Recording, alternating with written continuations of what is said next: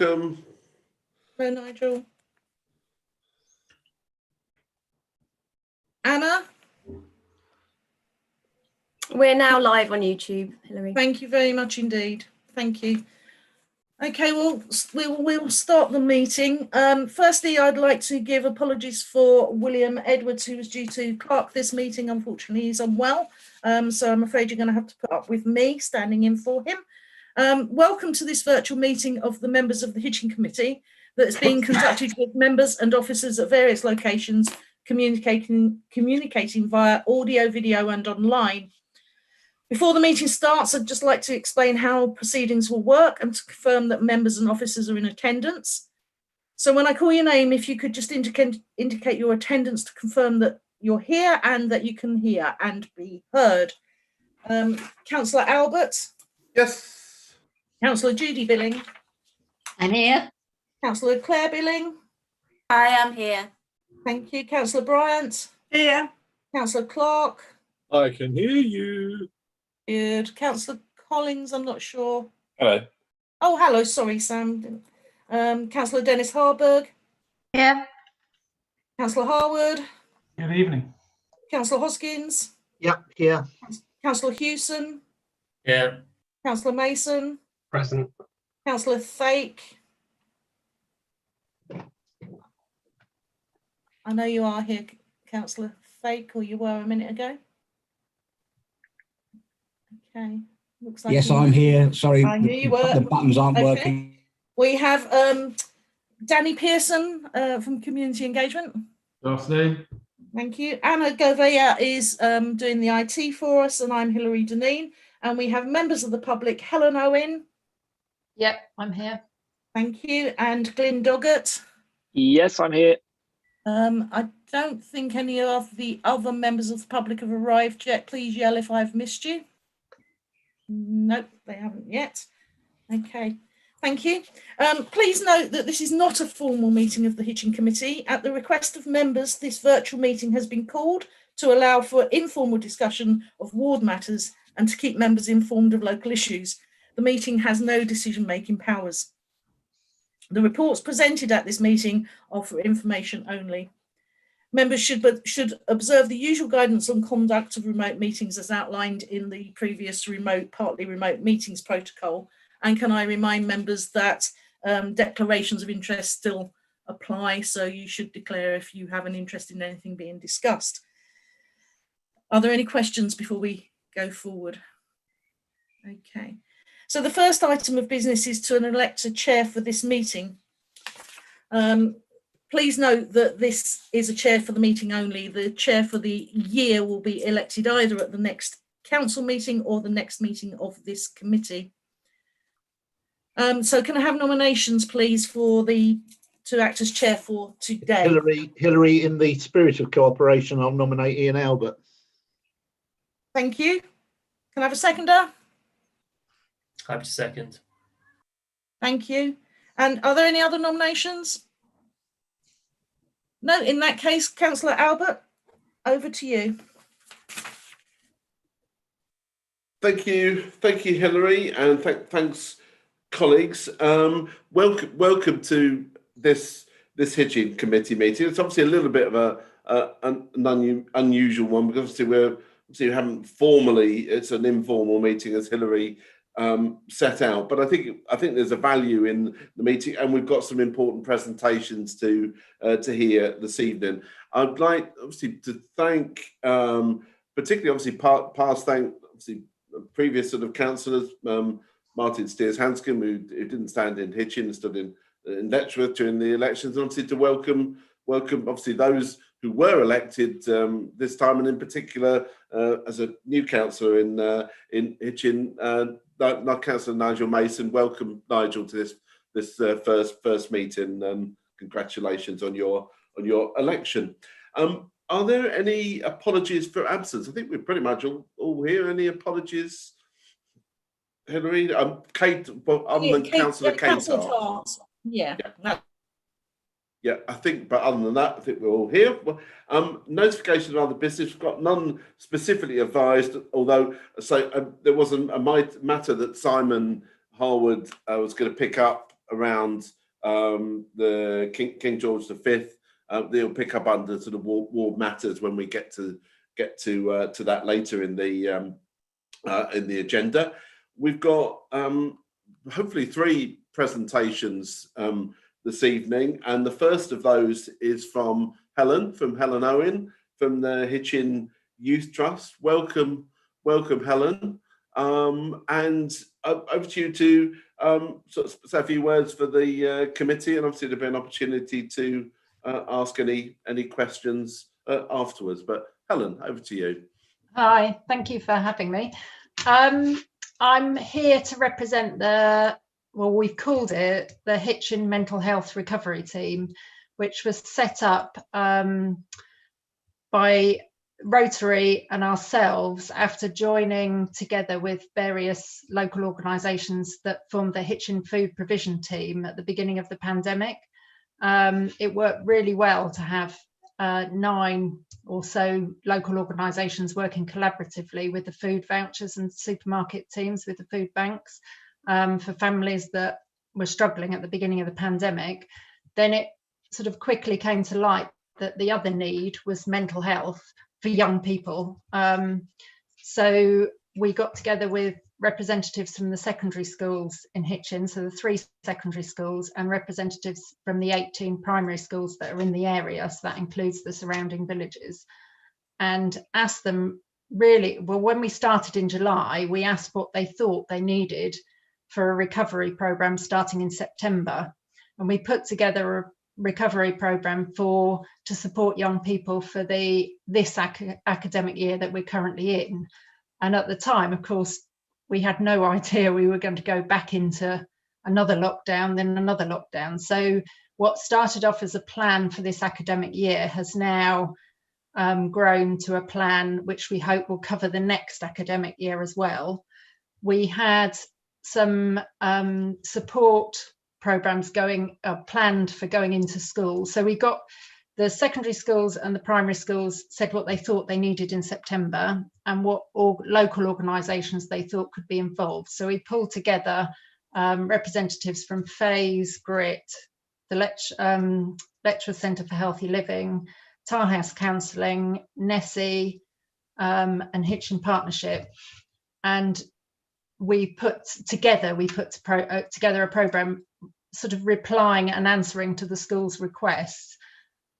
That some of those activities were due to start after half term at the beginning of November, and then we went into lockdown. Even though the schools were still open, they weren't able to deliver anything, so they were pushed back to January. Then when January the lockdown happened, we did what we could online, and then planned the face-to-face delivery for this term. So we're well underway with the programmes this term, and so far the feedback has been very good from the schools.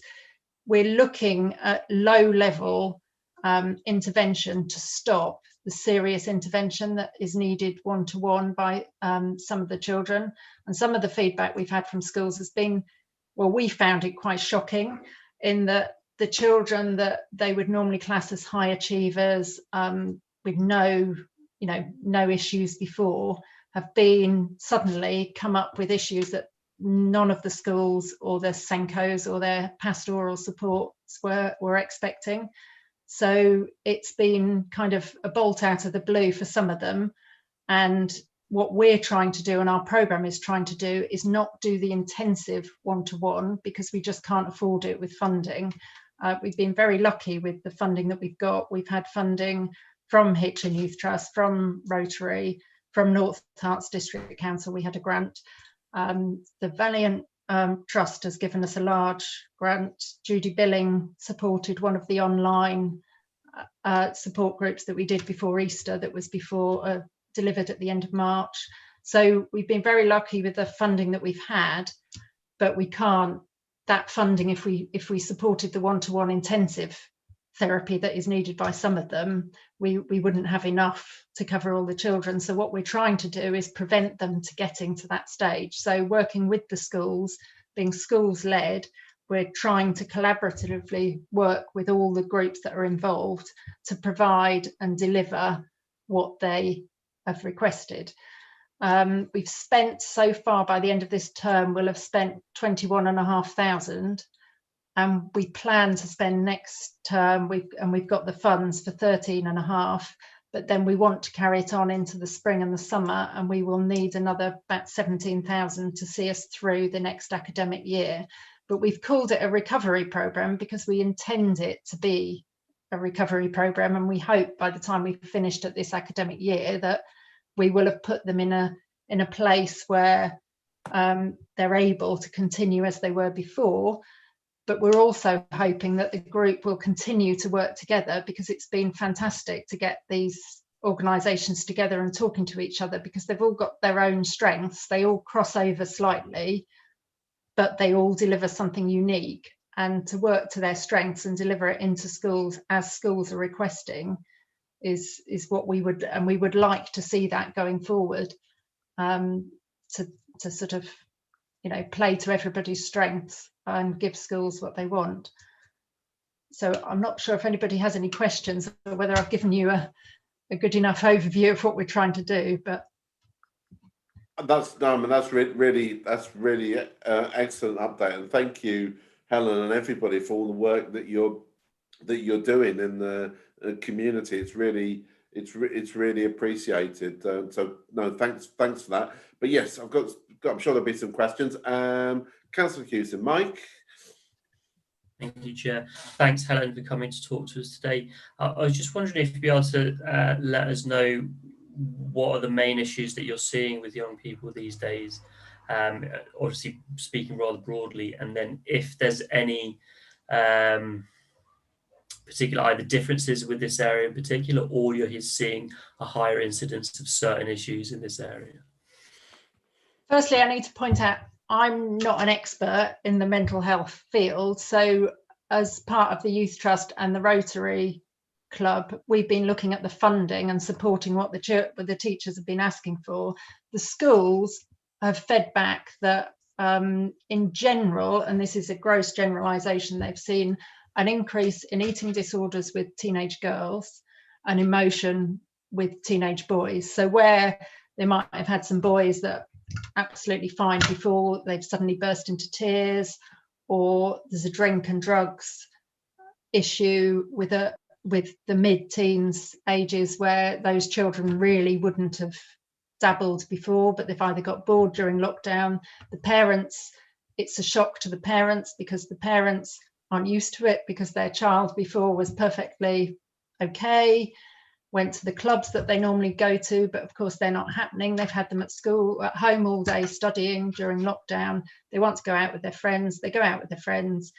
They collect in places. Somebody has some alcohol. Somebody might dabble in drugs. So it's a mixture, but the teenage years are the ones where the school feedback is worse in that, and I guess that's likely because teenagers are more independent than the younger age, where they're at primary school, and they're much more, it might be harder and more intensive for the parents to do the homeschooling, but they are at least under the watch of the parents. Whereas once they get to the teenage years, if they get the wrong influences, or they're getting bored, or then, you know, we just don't know. And there's a huge increase in anxiety over what might not have been seen as a very big deal before, but you know, they're getting anxious about things that they might not really have bothered about before. And social media is obviously another thing, and that affects the younger ones, whereas prior to the lockdown, the younger ones probably wouldn't have had access on their own to the internet or to phones or iPads or social media on their own, whereas they've had to, because that's where a lot of their learnings come from. So that has led to, well, on one hand, it's been a huge support for some kids because that's their social life online. There's a lot of learning goes with social media, that, you know, there's etiquette, and there's, once you put things down on paper or once you put things in print, that's there forever. You're not saying it to somebody's face, you're not reading their body language, you're not, you know, you might have a laugh and a joke with them face to face, but you do that on paper and it's read very differently. So that leads to other issues. So yeah, it's strategies. A lot of the sessions we've had, Faye's have gone in and done some strategies on how to deal with their anxieties, mood swings, entertaining themselves at home, how to channel their energy. We've had a group, I don't know if I think you've supported Grit in the past, which is growing resilience for teenagers. They do an intensive 12-week program themselves, and they've introduced something into schools as part of our program called the Rumble, which is up to 20 children at a time, and they do some boxing and have some quite young mentors, so in their 20s, which the teenagers seem to relate to quite well, and they're taught strategies on how to deal with their anxieties and their worries, and that's been very well received this term. But of course that's been delayed from before, because that was planned originally for November. Because of the face-to-face contact, it's had to be delayed until now, but we hope we can continue to put that into schools. Thanks, Helen. Yeah, and thanks for that question, Mike. Are there any other questions for Helen? I mean, I've got one, but I mean, if there's any other colleagues got any questions they'd like to indicate with the usual raised hands? Can't see anything. So I guess the thing probably just to return to Helen, which obviously part of the reason why I think was keen for you to come this evening is just understanding the point that you covered in your presentation about funding, and what more obviously the committee can this committee can do. Clearly, obviously, we've also got our community support fund, and where there may be some further money available, but there's obviously that's something we need to take away. But I mean, clearly from what you're saying, that during the course of this financial year, was there, you think, you're going to need another 17,500? That was, yeah. Where have you got views of how you might be able to raise that, notwithstanding whether there is any money that North Herts Council might be able to help with? Is there money available for either county council or other charities, organisations? We're in the process of putting together another application to the Youth Trust to help with some of it. We're looking at Herts Community Foundation to see if we can apply for a grant there. We did do a Just Giving page because that had been hugely successful with the food team. But interestingly, with the mental health recovery team, although we've pushed it out and used the same publicity, we've had very little feedback. So our view, having been part of the food team and part of this team, is food is very easy for people to understand and individuals to understand. So if you donate £20, you can see it being plates of food in front of people, or a bag of supermarket shopping to help a family. When you ask for money for mental health, it's a very woolly area, and it's not quite, you can't give somebody £5 or £20 and say, there you go, that'll make it better. It's a much longer, much deeper process, whereas the food is much, much easier for the public to understand and tick a box. So the Just Giving for the food was hugely successful, but for mental health it hasn't been. So we're having to go down the grant application routes for the funding, and that's what we will continue to do.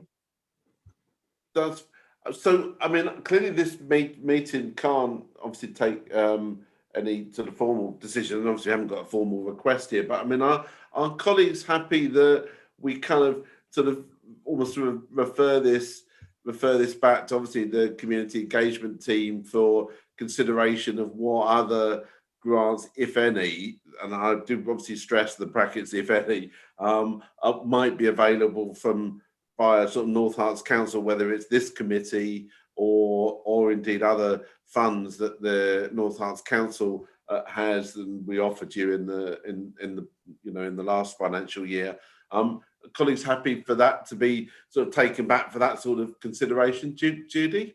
I think Hillary's got her hand up. Apologies, I didn't see that. Sorry, Chair, I can't raise a blue hand because I'm a host of this meeting. I just wanted to draw your attention to the fact that on the papers that you've got to do with this meeting, there is the usual grant application forms that Danny can refer to when he gets to that bit. Yeah. And you can, although you can't make a decision and you can't make a formal recommendation, you can hint to the relevant community engagement executive member who happens to be sitting in the room that you would like her to consider granting that grant. Yeah. Yeah, no, thank you. That's helpful advice, and we'll pick that up when we get to Danny's report. Judy, was there anything you wanted to add on to that? It was just a tiny bit to say that if we do refer this informally, obviously, to the community engagement team to have a look at advice that they can give about exploring funding in North Herts, that can also include them advising the Hitchin Youth Trust in this instance to be tapping up the at least 3, if not 4, county councillors for the area and their locality budgets, which do follow young people who live in our areas. Yeah, thank you. No, that makes sense. Danny Pierce, you're happy to kind of pick that up as a suitable hint via the committee for maybe some further consideration that to be looked into. And just to point out, we actually have, and we will mention it later, we have the North Herts Youth Action Group network meeting tomorrow morning, which I think Helen's a part of already because I've seen her before. So an absolutely perfectly timed springboard. We can talk about this tomorrow, get the ball rolling. Fantastic. That's brilliant. Thank you. Thanks, Dan. That's really helpful. Look, Helen, thank you very much for your time this evening. Am I right in thinking, and I'm looking at maybe either Helen here or Hilary, that we did have David McIntosh down to speak, but he would be covering the same things as you, Helen. Is that's right, isn't it? Yeah. Yeah. No, that's because David came along to the community support panel meeting that Claire Billing chaired, some months ago now. No, thank you. So look, thank you very much for your time this evening, Helen. That's really appreciated, and hopefully we'll be able to help you and talk again soon. But thank you very much. Well, thank you. Yeah, thanks a lot. Thank you. Okay, that which then takes us on to the Hitchin festival. Just before I get to Glyn, are we expecting Tom Hardy at all? Does anybody know? I understood he was coming, but unfortunately, because I stepped in quite late, I haven't been fully updated. So sorry. Right. Okay, that's fine. Well, we might. Yeah, we'll send him a message. Yeah. If you wouldn't mind, Keith, that'd be helpful. Thank you. Right, Glyn, over to you. Glyn, welcome. I know Glyn has many hats, but this evening your hat is the Hitchin Festival. So welcome, and over to you for your sort of presentation, and obviously be open for councillors to ask any questions afterwards. Absolutely. Thank you for having me, everybody. Yeah, it's tonight I'm director of Hitchin Festival. That's my hat for tonight. So so we've most people probably know a lot about the Hitchin Festival, but in case you don't, the festival's been going for 30 years, and it was set up to promote arts in Hitchin originally over a week, and now over a whole month in July each year. So we bring together different arts organisations. We've got their drama, we've got music, we've got talks, we've got artists doing art presentations, art talks and things like that, and there were local tours and things like that as well. So lots and lots of things that we bring together under the Hitchin Festival banner each year in July. Now, what I'm talking about today is the project that we've started called the Dell at Woodside. So the Dell is an open air space next to the Queen Mother Theatre that was created 70 years ago this year to celebrate Hitchin and the arts at the time. And it was celebrated as part of a festival, was it? Part of the Festival of Britain at the time. And ever since then, the idea with the venue was that it would be used each year by arts organisations as an open air venue. Over the last few years, it hasn't really been used, and obviously it's an outdoor space. It's open to the public 24 hours a day, 7 days a week, so people can go down there and see it. But what we want to do this year is turn it back into an open air theatre. It's been a project that's been in the making for quite a long time, and I know people like Keith Hoskins will know quite a lot. We've talked about it a lot, and Tom Hardy's picked it up as part of the bid over the last few years. The Bancroft Players actually were sort of the main people to use it for a number of years up until about 2002, and they'd kind of do 3 or 4 nights of a show down there, and it's obviously perfectly positioned for them because it's right next to their theatre. But what we want to do this year, and what kind of came out of a conversation that started on Facebook at the beginning of the year, was that there was a sort of reignited interest in it because of COVID, because of the need to do outdoor events, and to do things in a safe way where you are in the open air. And that's kind of what reignited the sort of passion behind the project. And then talking with Tom at the bid, then talking with Bancroft Players, then talking with a number of other local creatives, both professional creatives and amateur local groups as well. That's where the kind of impetus to kind of get this ball rolling again, and particularly this year because it's the 70 years since it was first opened, and because of the sort of COVID being a big factor in how events are running this year, it just seemed like the right year to get it going. So what we've done is we've put together a week of events. We've got a program that starts on the 24th of July and runs till the 31st of July. In that program, you've got Hitchin Thespians doing a night. We've got Bancroft Players doing a big celebration at the end of the week, which is a celebration of 70 years. We have the Club 85 doing a couple of different music nights down there, which is great because it gives something for the younger people as well, which is kind of the goal with that one, the sort of teens and above really for that one. We've also got a number of children's events and activities. We've got 2 nights of a children's theatre show that was a local actor who lives locally, Tara Harris. She's doing 2 nights down there. And also she's running workshops for 3 days down there, which are kind of creative workshops, kind of foresty based, that she's doing down there for children from 3 and upwards. So we've tried to get a good mix of things over the whole week. Now, obviously, what we need is a big undertaking, and there has thrown up some challenges, as we kind of knew it would, in terms of using the space again after so many years. But we've been through all the tree surveys, we've been through all the kind of the prep work that goes into it, and we're sort of ready to go. But now the big focus is on crowdfunding and raising the money to run the thing this year. So COVID's obviously presented a little bit of a challenge because we reduced the capacity. So, with the government now extending this roadmap a little bit, we hope by the time we get to the end of July, we will be back to full capacity numbers. But having said that, looking at the figures, even on where we are now, we can get 90 comfortably down there under COVID conditions. So we've kind of based everything on that and kind of worked towards COVID. And I mean, at the moment, just with ticket sales alone, we're looking at about sort of just under 9,000 in terms of ticket sales. I mean, we've been really lucky so far. Our crowdfunders got over 2,000, just gone over the 2,000 mark. We've had 11,000 in donations, which has been fantastic from some of you, I know personally, and through locality, through grants as well. So we are just looking for a little bit more funding, really, to kind of take us to the point where we can run this year. Having said that, it's not just about this year. The point of running this year is to kind of showcase what is achievable in that space, and then the goal is to be able to do that every year.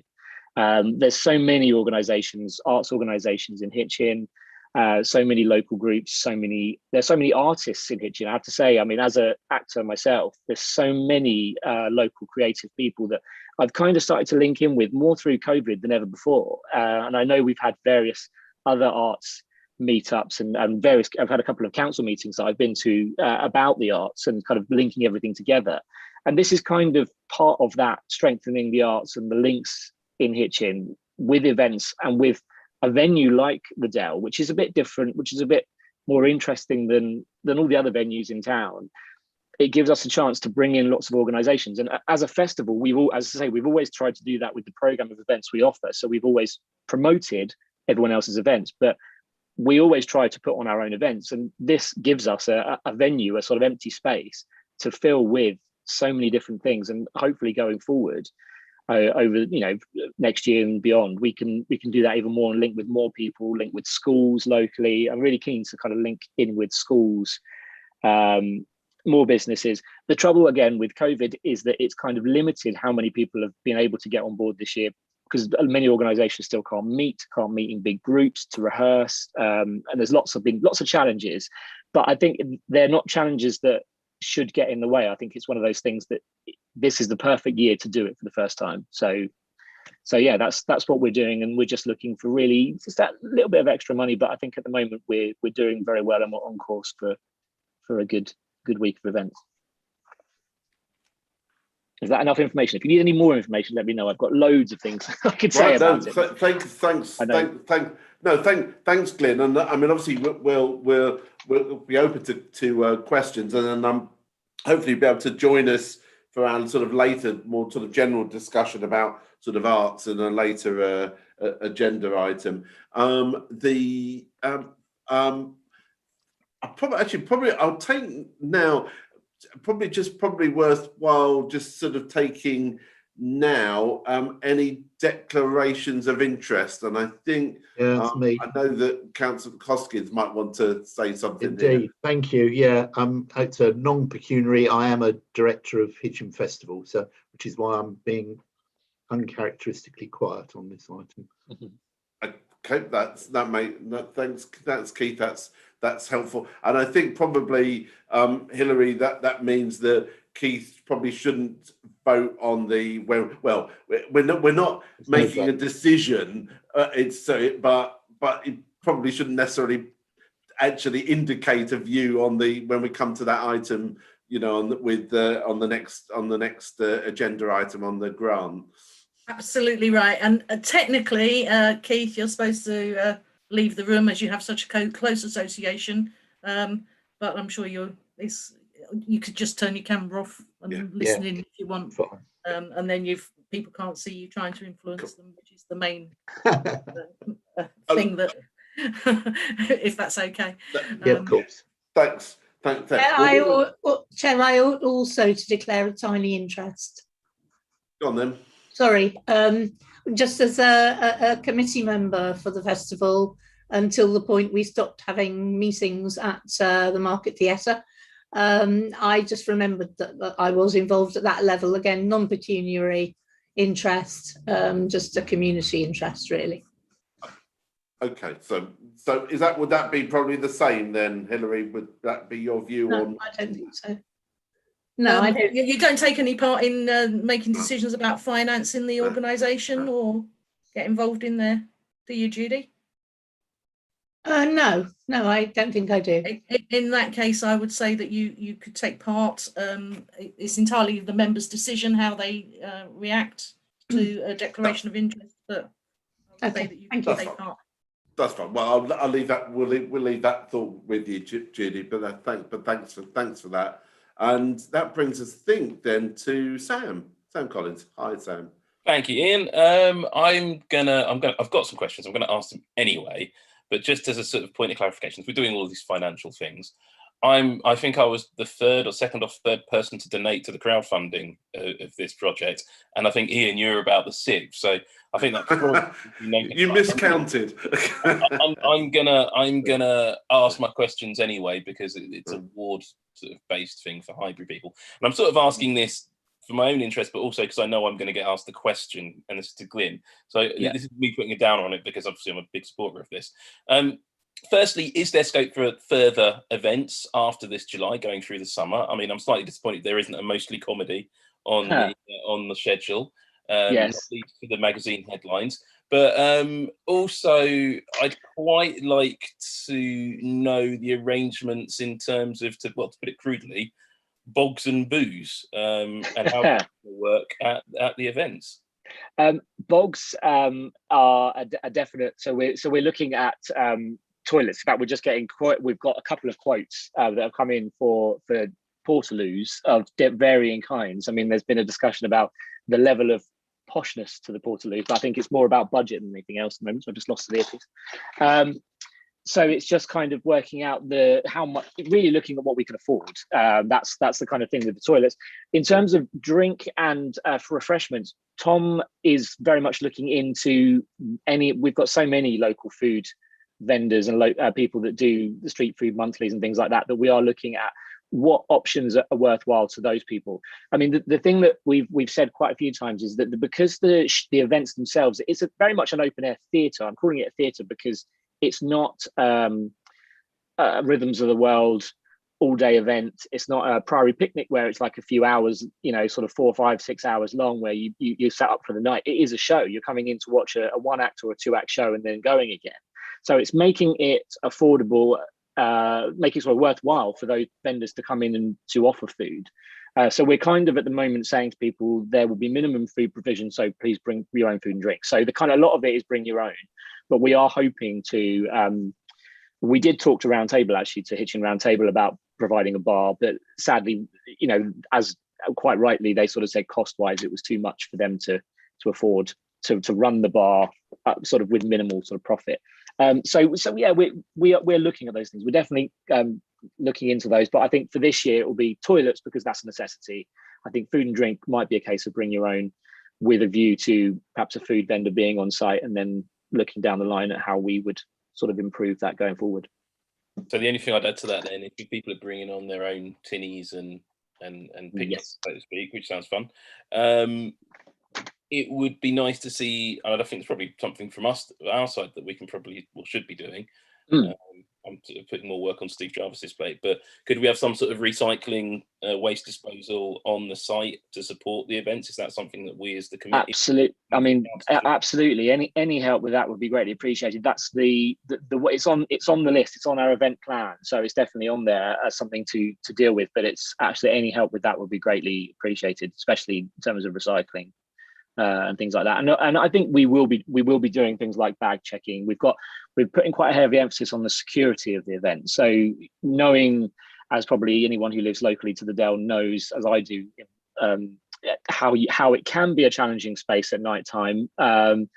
We're sort of putting quite a lot of emphasis on securing the site for the week, so that with a sort of fencing, with security on site 24 hours a day. It's a larger cost, but I think it's necessary to kind of also keep safe all the equipment that's down there, just on a basic level. But it means that we can keep it secure.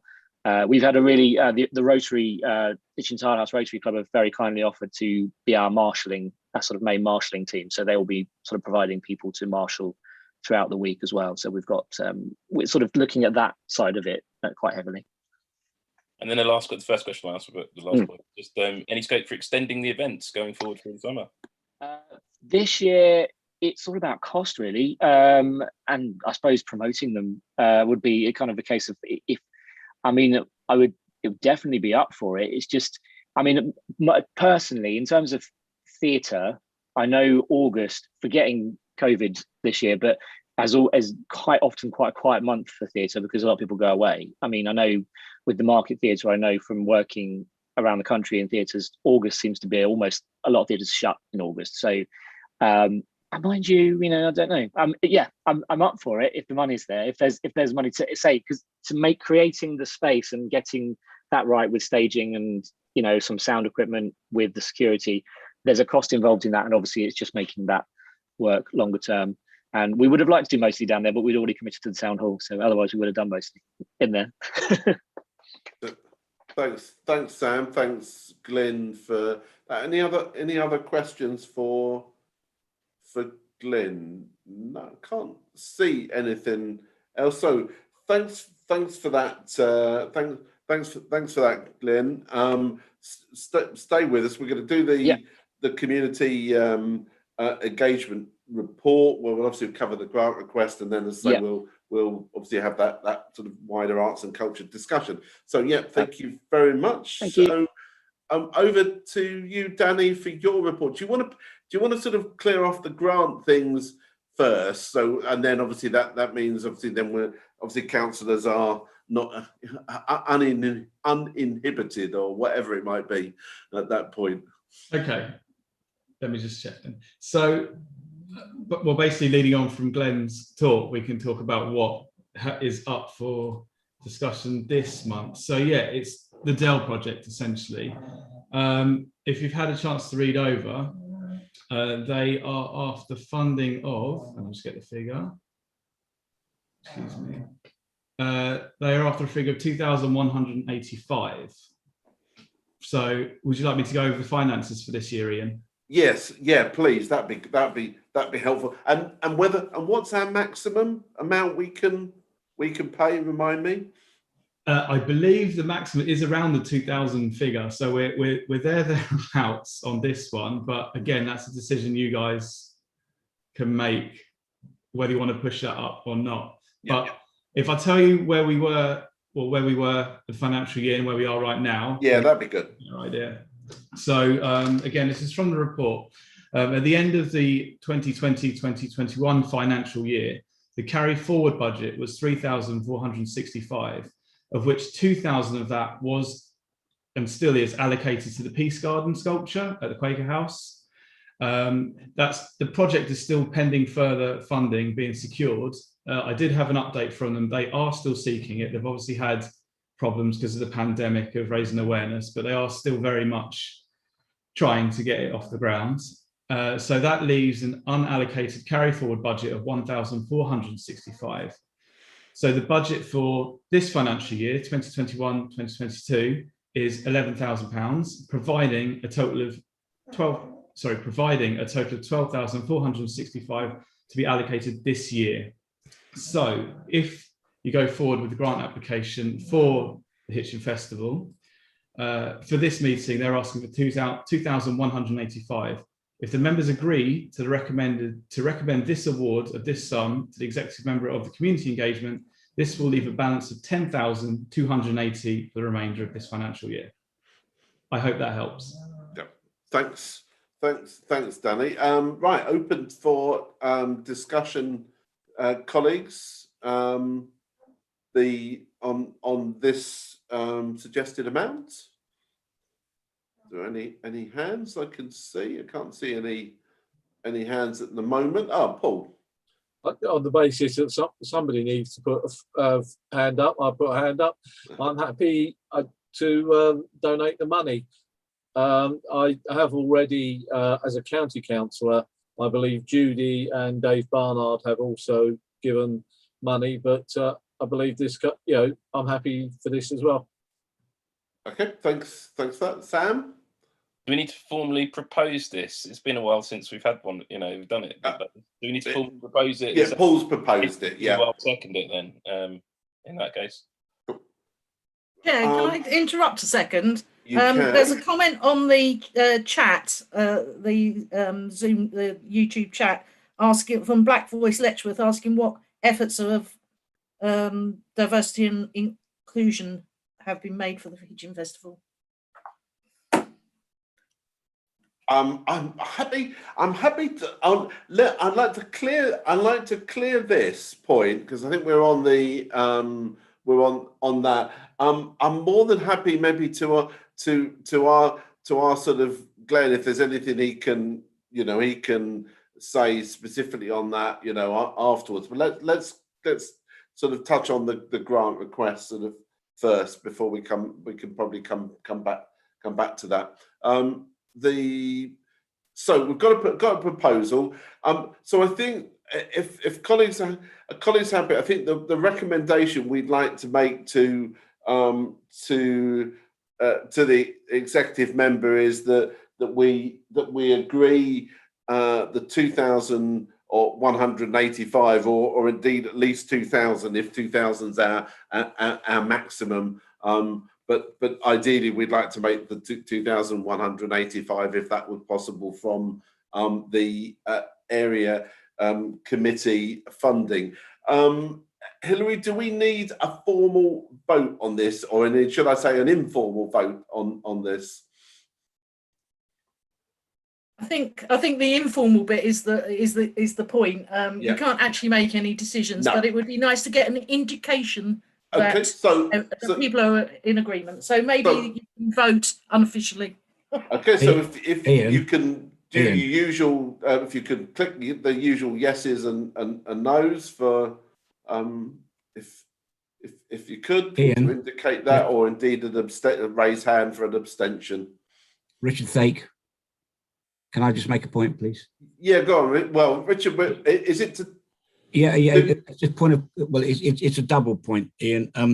I've had a family bereavement, so my mind has not been on council stuff for the last 10 days, I'm afraid. But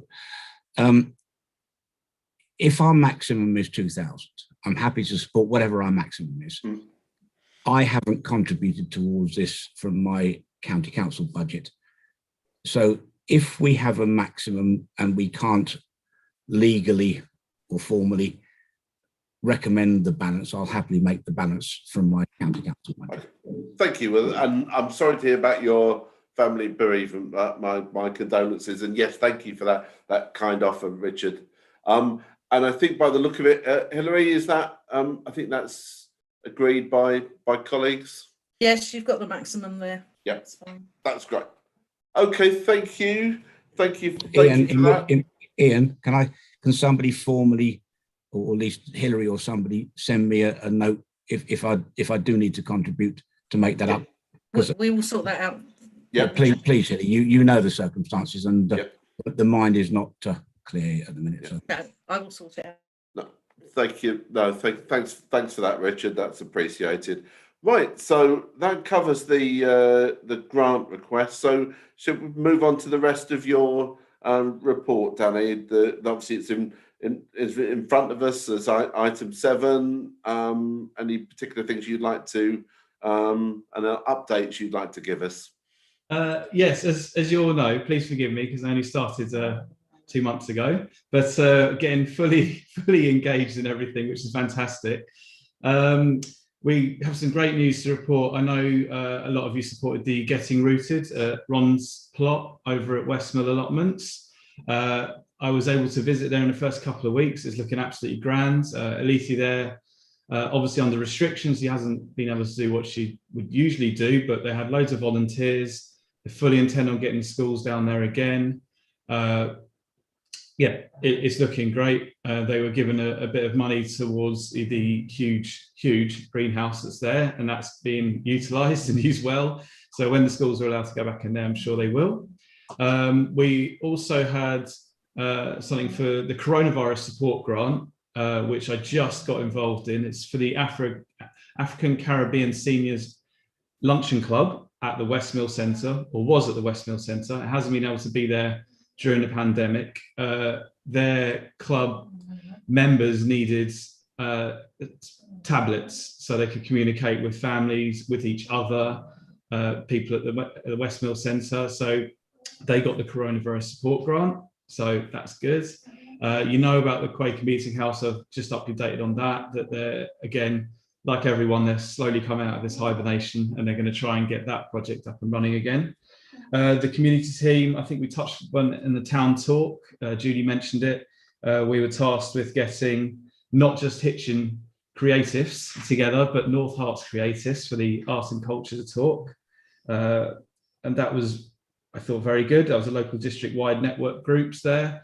Already we had a lot of ideas for collaboration, and I've seen just this week a few people have already got in touch with each other, which is great, asking about different venues and what they can provide.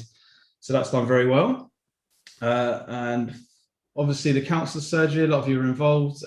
Usually we facilitate that on Zoom, but we were able to do that face-to-face for the first time in over a year. So hopefully we can carry that forward. I think it worked well. We're also supporting various local and district-wide network groups. One of them we spoke about earlier, which is great timing, which is the youth group, which is tomorrow morning. We're going to have a district network group with that. Westmill, again, with the John Barker Place settlement being built there. We're in contact with them. They've recently had a few problems with their mugger, which is the outside AstroTurf area. They've had a few antisocial problems there, but us and some other members of the North Herts Council team have been down there last week, and the wheels are in motion to clean that up, make it more secure. Definitely we want it ready for summer holidays. That's the goal. Hopefully we can achieve that, because there's a lot of groups that wish to use that, and especially September. when hopefully everything's kind of back to normal with schools and whatnot. There'll be clubs that want to use that as well. So I think that's the main things. If you'd like to hear anything else.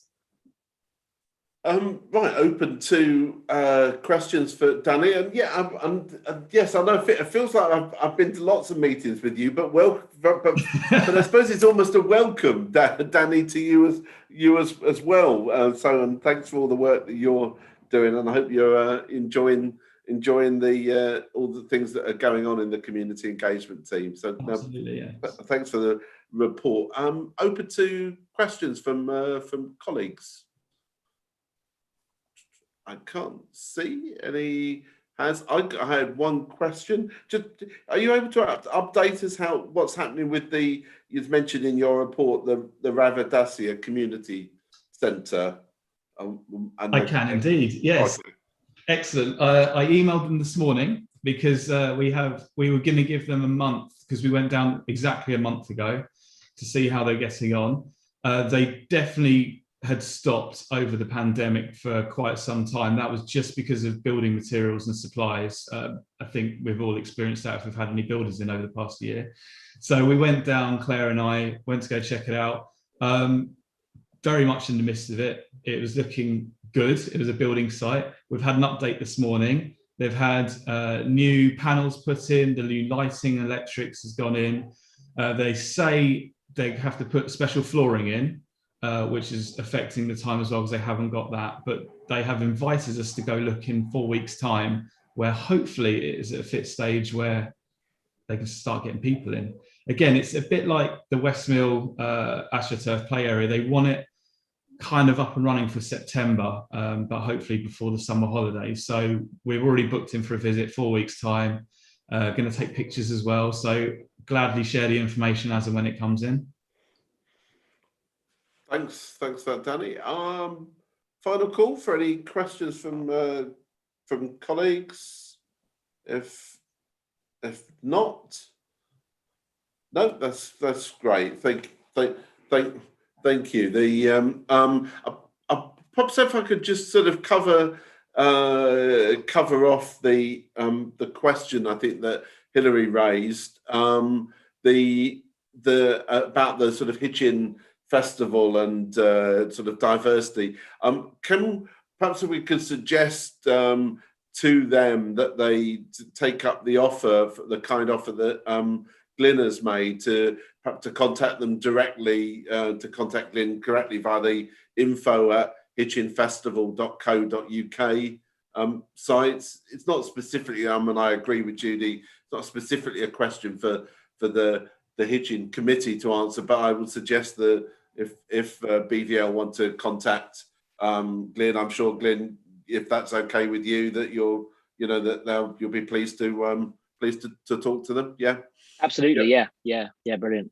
Yeah, so that's fine. So if we can suggest that back, but and so on, I think that'll be the best way to come. Oh yes, and I've just seen that they've provided their email address. So if Danny, you can do the introductions and so on, and in relation to that. Absolutely, we've spoke before, so that'll be perfect. Yeah, fantastic, no, brilliant.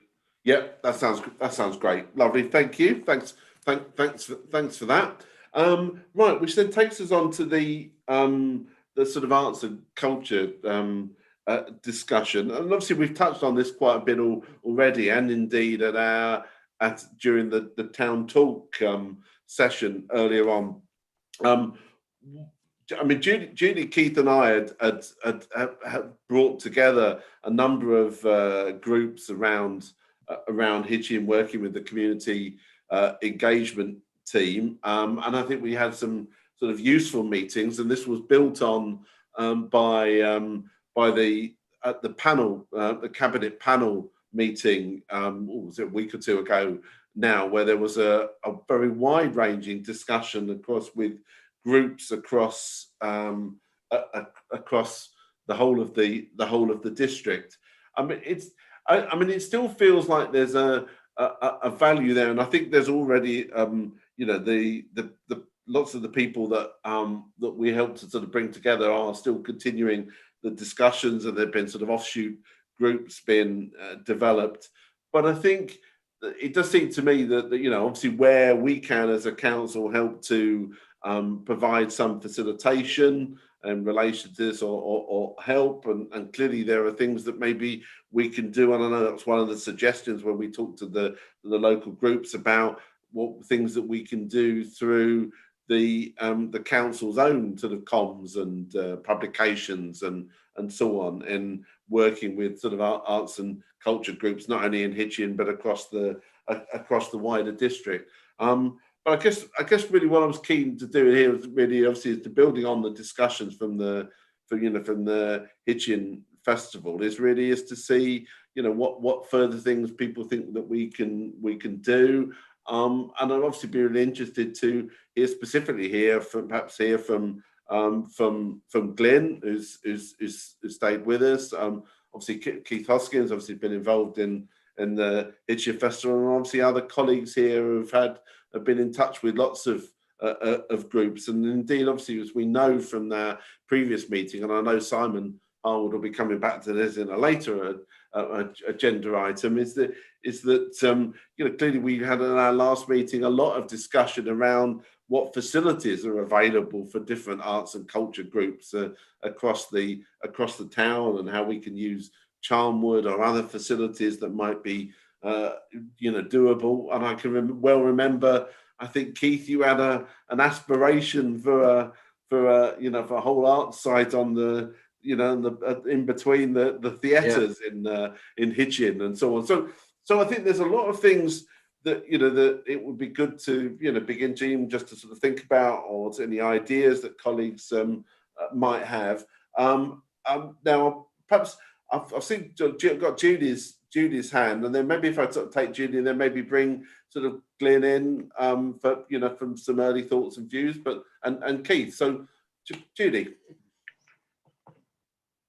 This is possibly going to sound a bit churlish, and it's not meant to, but I was a bit surprised to see this on the agenda, because it's not that I'm arts and cultured out or anything, but it does seem to me that the amount of work that we've done through pandemic with the local groups, in town talks, in cabinet panels, in all sorts of ways, and now working as hard as we can to support the emerging Hitchin Festival and the emerging Dell project, which is massively exciting.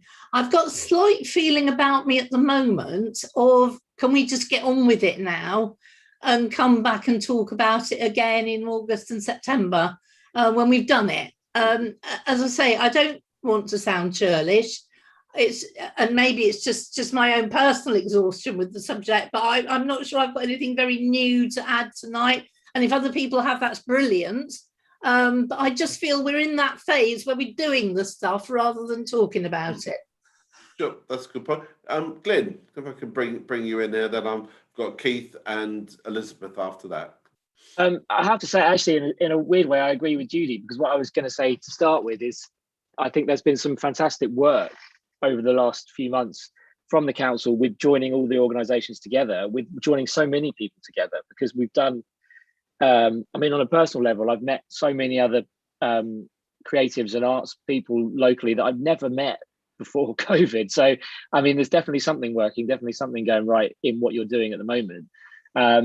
It really does need now to sort of, for us to pick up. And I know I've personally been sort of talking to a couple of people about creative meetups with the Market Theatre, with things like that. And I know, say, ongoing with Hitchin Festival, we're always looking to sort of join organisations together. What I'd like to do with Hitchin Festival is make the festival a good sort of ground for people to kind of know about different arts organisations. So whether that's even just through our website, or whether that's through your website, having a list of, like you said, venues, people, individuals as well as venues, because there's so many people out there, and if you just take Hitchin on its own, there's so many people out there, a lot of individuals, and it's you almost need like a list of individual creatives and then a list of venues that can sort of be useful, because you can sort of, people can tap into all those different things. And if the council had that, then fantastic. I know I was talking to someone about us at the Hitchin Festival making that a thing on our festival website, so a combination of the two maybe. Great. Yeah, no, that sounds an excellent idea. Keith? Yeah, I'm going to echo a lot of that really. But what I will say is I think the cabinet panels have been stunningly good because they've put arts and culture central to, if you like, the regeneration, the reopening up of our town centres. And I think that's vitally important. And every webinar and every chat I go to on the Zoom now from other town centres and town centre managers say exactly the same thing, that arts, culture are going to play a really big part in reinvigorating our town centres. And we need to keep that at the forefront of our thinking. We're doing a town centre strategy, for example. Let's be talking about arts and culture quarters, if you like, and where those are going to those are going to be located in our town centres. And yes, Ian, you are quite right. I think Woodside would make a great arts centre, Woodside Hall and the Queen Mother Theatre together. But that's a real big project. Okay. Thanks. And I mean, it's probably worth saying, just before I bring in Elizabeth, is two things. I know we've specifically, I think, tried with the I know wearing my other hat through the sort of business grants that we've helped a number of sort of theatres and so on in around the district and in Hitchin and so on. And I know from Glenn and others that's proved to be very helpful, and places like Club 85 and others. So I think there's been a good assistance through that using the government money that's been provided. And I think, obviously we've just really, obviously Trowell and so now we've got Elizabeth as Dennis Harbour has taken over as leader of the council. And obviously one of the first things in her new sort of list of portfolios is in creating with Sam Collins and arts. Part of arts is specifically mentioned as part of the portfolios working with Sam Collins and his deputy Nigel Mason. But Elizabeth, just my trail for you. Over to you.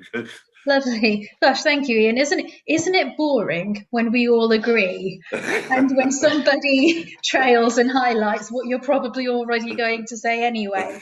So I think it's absolutely brilliant that we've essentially created the springboard phase of getting the arts and culture moving. And I'm really proud of the work that colleagues have done and put in to get us in the place that we're in. And I absolutely agree that we're now at that point where we need to focus on the doing and supporting the doing for now.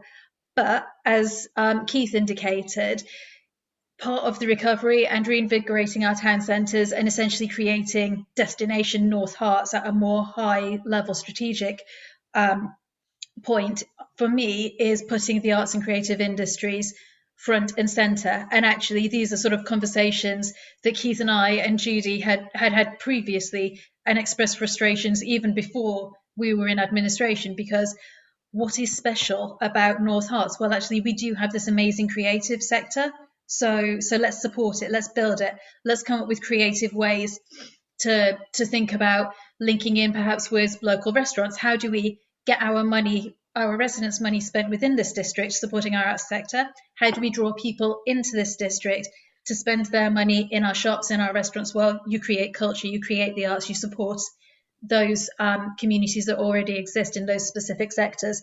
So I think that is going to be the challenge going forward, because the arts is a key part of enterprise, which rounds off nicely back to one of Ian's points, is why Sam's title is Enterprise Executive Member for Enterprise, Arts and Transport, kind of in that order, because the arts isn't just a tag on. We're not being tokenistic about this. I want the arts to be considered at the centre as a valid part of our regeneration programme as we drive forward and define the future for Hitchin and actually for North Herts as a whole. I am happy to engage with groups and keep doing the work that we've done and create that space for us all to discuss with each other what we can bring to the table, how the council can help the creative industries, and also sort of how creative industries can link in with other parts of the North Herts economy. So we've got a really robust offering going forward. And I will shut up and let other people express their views. Great. Thanks, Elizabeth. Sam? Literally following on from what Elizabeth said, yes, in answer is to what she said, absolutely, all of that. Not going to give too much away on this. I'm going to do my sort of sort of slightly tantalising, teasing thing because it's not a finished piece of work yet. But there is a little bit of an idea that Nigel and I have discussed a little bit about a possible way of making a little bit of money for spending specifically on the arts within North Hertfordshire. Now, I'd have to talk to my cabinet colleagues about that and try and get some way of ring fencing this potential income source for the arts. But if it goes to plan, then hopefully we'll have something nice to talk about the next time we talk about the subject. Well, that's a real good teaser. Thank you, Sam, for that.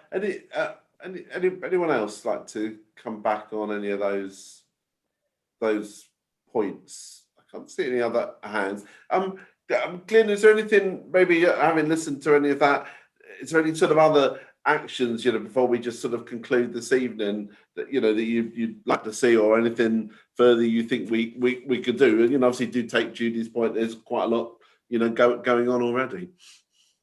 No, I think what you're doing is great. I think keep doing that, bringing everything together. You've got you're a body that people understand, that can kind of draw in all these organisations. I think the trouble I've always had, and I think loads of other arts organisations have had, and individuals have had, is finding everyone else. But if you can kind of, you've got, you as has been seen over the last few months, it's quite obvious that you can bring people together in that way. And so I think just keep doing that. And if there's money out there for arts things in the future, then fantastic. Thank you for the money you've given us, not just the festival, but with the Market Theatre and various other organisations. It's been fantastic.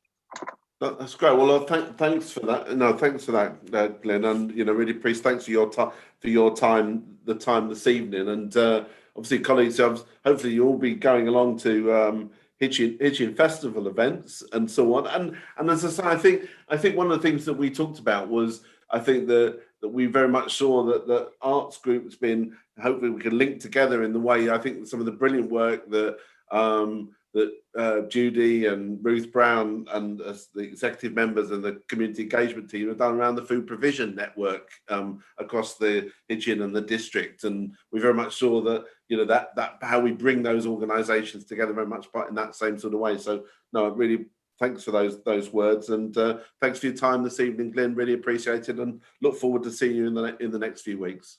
Fantastic. Thank you very much, everybody. Yeah. Thank you. Great. Thank you. Okay. Which then takes us to item 9, ward matters and outside organisations. I think I trialled earlier on that Simon had a agenda item that he wanted to bring to us in relation to the King George V site. Simon, do you want to kick off on that one, or? Yeah, sure. Thank you, Chair. So if councillors could please just sort of humour me for a few minutes whilst I fill you in on the background. So as you'll, I think, all be aware, Councillor Clark, Councillor Albert and myself sit on the King George V playing field outside organisational body representing the council in that capacity. I also have the fortunate position of also representing Hitchin Band that currently practice at the King George V site. So a few things are coming together here, some of which you'll all be aware of, others not so much. That, as you'll be aware, Hitchin Rugby Club that holds the sort of overall relationship for the council in terms of the maintenance of the facilities and the lands on the King George V playing area. For a number of years, have had an aspiration to develop the club. They have done that in terms of development of new changing rooms, but largely most of the rest of the facilities are the original facilities that have been there since the 1960s. That includes the Hitchin Scouts group, which is the 5th Scouts group. That again, that porter cabin, I think, is the best word to describe it, has been there since the 1960s. I know, along with other councillors, have seen over the years the shortage that we have of good, high quality community facilities across Hitchin, which I've always found surprising. And I thought the aspirations of the rugby club could go some way to helping develop some more community facilities that may be appropriate. However, I think it's fair to say that over the years, that aspiration hasn't come to the fore for a number of reasons. Anyway, what's happened in the past few weeks is serendipitously, myself and Danny became engaged with North Hearts Crusaders. North Hearts Crusaders are the rugby league team that play their rugby at the King George V playing fields. But as you can tell by the name, the North Hertfordshire group is very much that. They source players from across the area. And they have recently expressed a desire to move on from the Hitchin area to more appropriate facilities that sees their growth and aspiration met. Similarly, as Councillor Hoskins and I think all of the rest of us know, Hitchin Band have similarly expressed a desire to move to new facilities in the Hitchin area, again, to cope with their growth aspirations that they've got and their increased national significance in terms of their awards and so forth that they've been winning. And finally, I had the honour of speaking to the Scouts, and sorry, I am going on a little bit here, but please humour me. I had the honour of speaking to the Scouts, both the 5th Scouts Troop, and I was pleasantly surprised to find that there are actually 12 Scouts divisions, including Rainbows and Brownies and Cubs and other things across the Hitchin area. Now, the common, I'll sort of pull this together. The common aspiration that they've all got, like many other groups across Hitchin, is to find a usable community space that wasn't built in the 1960s that is suitable for purpose. Each of these groups, not speaking out of turn, but each of these groups actually have income sources. Some of them have capital funding, and all of them have sort of very large number of members. So speaking to all of these groups, there is an interest in developing a new community facility on the King George V playing field site that these community groups would be fully behind and supporting. Nothing that I've spoken about at the minute is on or off the table. There's been no discussions about business models or investments or anything like that. All we've been looking at is gaining good traction on establishing the need for the development of a new facility for community use on the King George V. I've been very clear in my discussions with them that what we have to develop is, first of all, a community facility that serves for their purposes, rather than a rugby club that acts as a community facility. I'm sure you appreciate the difference between the two approaches. What I have engaged with Danny Pearson on, I've spoken to the chair and others as well briefly, is just trying to establish a community event over the next few weeks where each of these representative groups can come together to express their desire for the types of facilities that they are looking for. Some want a big room, some want meeting rooms, some want a bar, some want a gym, some want other bits and pieces. What I'm proposing that we do, if the administration and fellow councillors agree, is simply convene a community meeting just to hear from these groups what their aspirations are. And then if we feel that there is enough of a business case across these community groups to commission officers, both Mr. Crowley from a commercial perspective, Mr. Mills from a community facilities perspective, planning, and others where appropriate, to start looking at the potential for a scheme to do something in this area. I realise I'm not the ward councillor, but I do obviously sit on the King George V thing. But I hope councillors, and I will come to an end now, thankfully, I hope fellow Hitchin councillors would recognise that we really struggle for good quality community space across the Hitchin area. I know there will be disagreement about the King George V site. One of the things I understand from the local community who I deal with at the rugby club is essentially the necessity for more parking within that community so that the parking doesn't overspill into the local area, and I recognise that alongside other things. So I'll pull up stumps there, as they say, albeit that's not a rugby analogy, and just see if there's sort of any broad support for this, or whether we think it's a really bad idea, or whether somebody might just support me in pulling a community meeting together, and ask Mr. Pearson to perhaps help us organise that. Thank you for your time. Right. Thank you. Thank you, Simon. That comprehensive report. I've got Val Bryant. Thank you.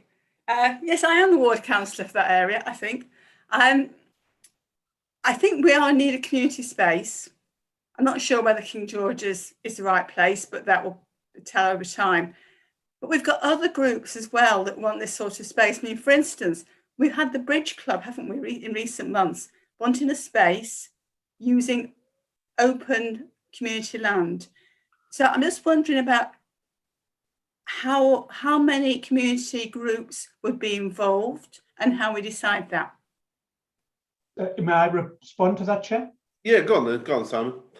Thank you, Councillor Bryan. Yeah, I only have the remit to deal with the groups that are within the King George V area. So I haven't been so audacious to go out and on behalf of the administration, because I'm not the administration. I've only spoken to the 4 groups that are on the King George V area. The scout leader, the community scout leader that covers the whole Hitchin area, councillor like yourself, indicated that there are many groups. And I think should we develop a suitable scheme, then there would be many groups coming forwards. The one thing that each of the 4 groups have said to me and made very explicit to me is the big problem is that there's already 4 groups. There's only 7 nights a week. If we bring a number of scout groups together, we bring the rugby clubs together, we put the band in there, you rapidly start running out of space, room and availability very, very quickly. So whilst obviously, yes, I appreciate that your point, certainly from an evening perspective, we're rapidly filling up. However, what that would leave, and this is where the business opportunity is, that would leave a lot of time between 9 o'clock in the morning and 5 o'clock at night when that facility wouldn't be used by any of the groups that I am talking to. So there is also an opportunity there. Thanks, Simon. Any other views, comments from colleagues? Keith?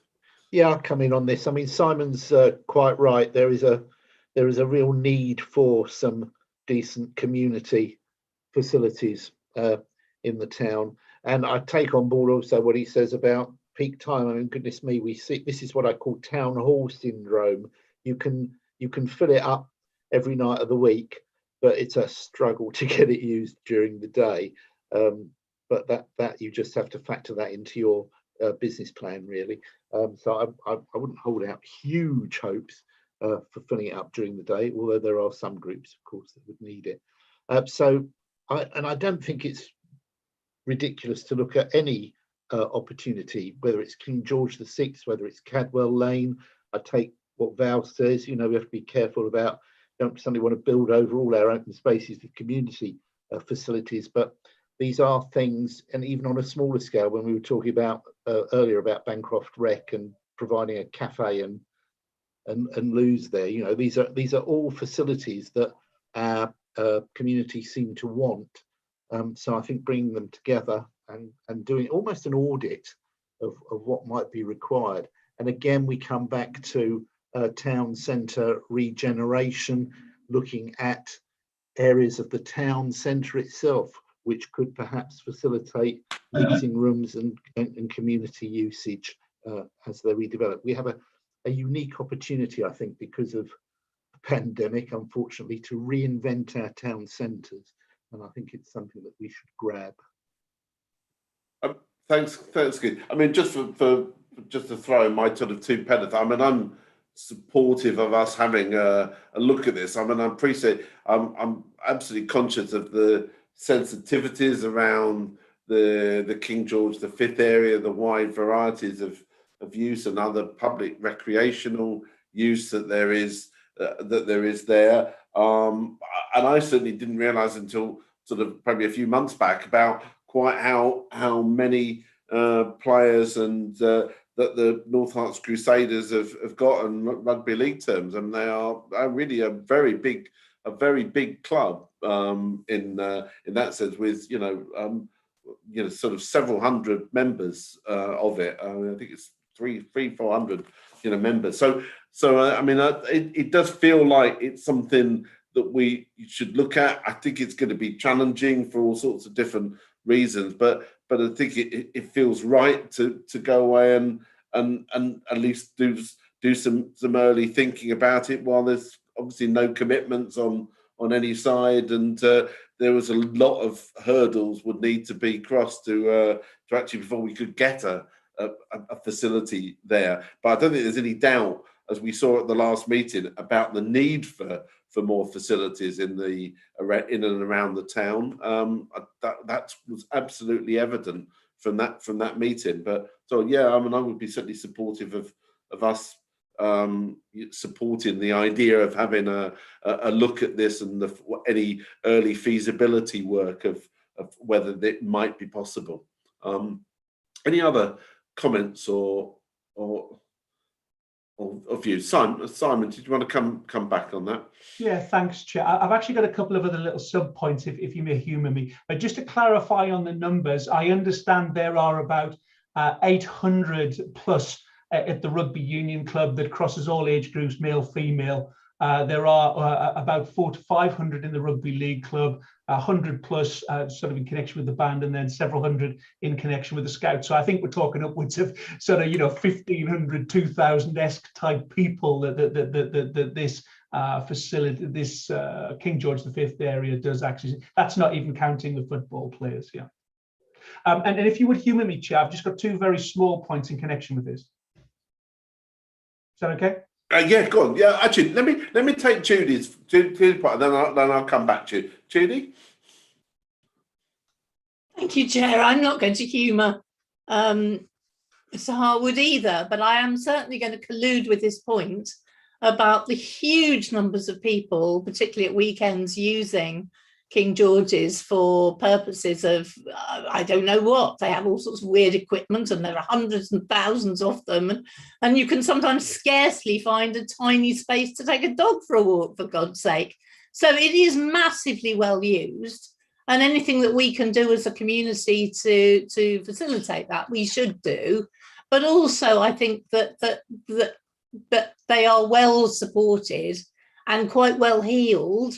And we should give our support on that basis, that it's bringing stuff together and maybe making a sports hub, as we've been talking about arts hubs, rather than sort of saving something that's dying. Because clearly, absolutely clearly, I'm sure Simon will agree with me, it's not dying, it's absolutely thriving.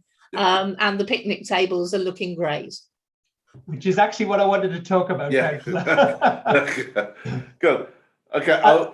Just before I bring you back, so is anyone else wants to? Because I'd like them, just to conclude on this point. And does anyone else wants to come in? No, can't see any other hand. Simon. Thank you. Just to come back on Councillor Billings' point, no, absolutely, and I fully agree. And one of the things we've been discussing, Judy, is some of those groups do actually have money. What they can't work out at the minute is how they invest that in a building that would be used by multiple different organisations. And I think the worst outcome for us would be they either move out of Hitchin or they go and spend their own money on building their own facility, and we end up with 4 small facilities rather than a big one that has a multiple usage. So no, I wouldn't go as far as necessarily say well heeled, but they certainly are willing to make and invest their own money in helping move this forward. Okay. So the other 2 points, and Councillor Billings mentioned one of them already. Just on the benches, you'll see that unfortunately there were a number of picnic tables that people were able to use at the bottom of the fields. And unfortunately, because of antisocial behaviour, those benches were, well, I think trashed is the appropriate word. The rugby club managing the field on our behalf did approach the council to procure some new concrete-based, what they sort of screw them into the ground, made of concrete so they can't damage them. We were looking to get Section 106 funding in order to help the club buy those benches. And I think the bill was about £4,500 for 6 benches, so quite expensive. Unfortunately, we weren't able to come up with any Section 106 monies, and the club have, out of their own funds, bought those benches for community use. I'm not making any specific recommendations, but I think it was graceful of the club to fund those seats, and and you know, they're not just used by the rugby club, they're used for everybody that goes on to King George V. So if there was anything we could do about some form of minuscule contribution back to the club for to help them out with those costs, that would be great. The second and third and last thing is the North Hearts Crusaders have asked me that they want to, I think I wouldn't want to paraphrase the chairman, but they want to move on from being recognised as a rugby club to being something that's useful as a community. So they've established a community relationships officer. That community team are renovating various things around the town. And I wonder if it'd be appropriate to ask Mr. Pearson to invite the chairman of North Hearts Crusaders to a future meeting so he can just give us an overview of what the North Hearts Crusaders are doing for the community. Thank you, Chair. I think I would be very happy to see them at the next meeting. Dan is nodding, and I would be very happy to invite them to the next meeting of the committee. So that makes sense to me.